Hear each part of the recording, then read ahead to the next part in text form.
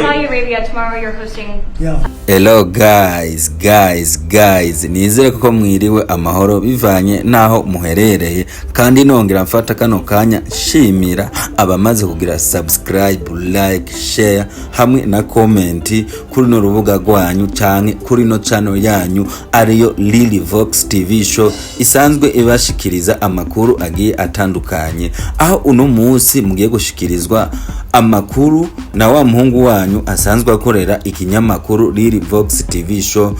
Mugihe uno munsi tugiye kuyaga kubiriko biravugwa ku gihugu ca Leta Zunze Ubumwe za Amerika, aho President Donald Trump yashoboye gushikiriza ibintu byateye ubwoba igihugu ca Israeli, ndetse igihugu ca Israeli cagize naco ico bishikiriza.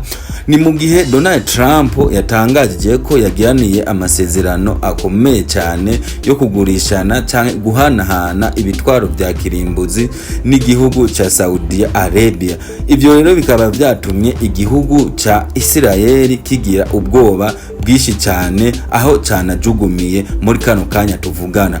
Ayo makuru ahaye avugwa na makuru ahaye avugisha ibinyamakuru byose bikomakomeye ku isi. Reka nongere mfata kano kanya nshimire wewe ukurikirana runo rubuga rwa Lily Vox TV show, nongera ndakwibutsa ko wewe nimba uri muri babandi badaheza ibiganiro uhomba ibintu byinshi cyane. Ni mu gihe ibiganiro bica kuri Lily Vox TV show uvyumviramo ibintu byinshi cyane utazahumva ahandi hariho hose. Reka nshobore kubacira mu ncamake ku majambo amwe Donald Trump yashoboye gushikiriza, ndetse nongenda bashiriremo video namwe mushobore kuvyumvira, ndetse aho mushobora no kubona video uwo mu president wa Leta Zunze Ubumwe za Amerika wenyene ubwiwe ariko arabishikiriza imbere y'ibitangazamakuru bikomakomeye ku isi. Saudi Arabia, tomorrow you're hosting. Yeah. Saudi Arabia. Are you planning to sell F35s to Saudi Arabia? Yeah. Aho uno munsi nashoboye kugiranira amasezerano n'igihugu ca Saudi Arabia. Ayo masezerano akaba arayo kugurishana indege zintambara iyo bitwa F35. They want to buy. They've been a great ally. They've got to like us very much. Look at the Iran situation, what we did in terms of obliterating, Ayo namwe mu mashusho muhaye murabona y'ivyo President Donald Trump yashoboye gushikiriza. Saudi Arabia, tomorrow you're hosting. Yeah. Saudi Arabia. Are you planning to sell F35s to Saudi Arabia? Yeah. I mean, and also, are you looking at doing a similar security agreement like you did with Yeah, no, I am planning on doing that. Yeah. You're gonna They want to sell buy. that They've been a great ally.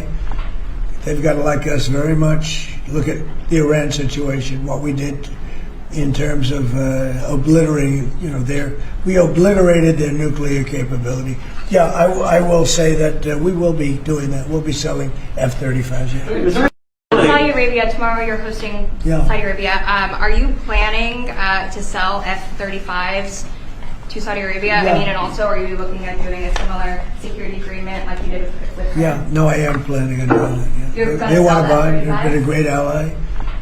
They've got to like us. Aho President Donald Trump yarahejeje gushikiriza ivyo, President canke umuyobozi mukuru w'igihugu ca Israeli naho yagize ivyo ashikirije ku mvo z'uko bagize ubwoba bwishi bivanye nayo masezerano igihugu ca Amerika cagiraniye na Saudi Arabia kugira ngo bashobore kugurishanya intwaro za kirimbuzi, harimo indege imwe yikorera amateka mu gihe c'urugamba. Iyo ndege nayo ikaba yitwa F35 canke F35. Gihe abategetsi b'igihugu ca Israeli bakurikirana ibijanye na politiki abo nyene bagize ivyo bashikirije kubijanye nayo masezerano yabaye hagati ya Amerika hamwe na Saudi Arabia, ashoboye gushikiriza avuga ati ayo masezerano abaye hagati y'ivyo bihugu bibiri ateye impungenge cyane, byatumye igihugu ca Israeli hamwe n'abayobozi b'ico gihugu bashobora kugira ubwoba bwishi cyane. Ibintu vyaraye bibaye bizotuma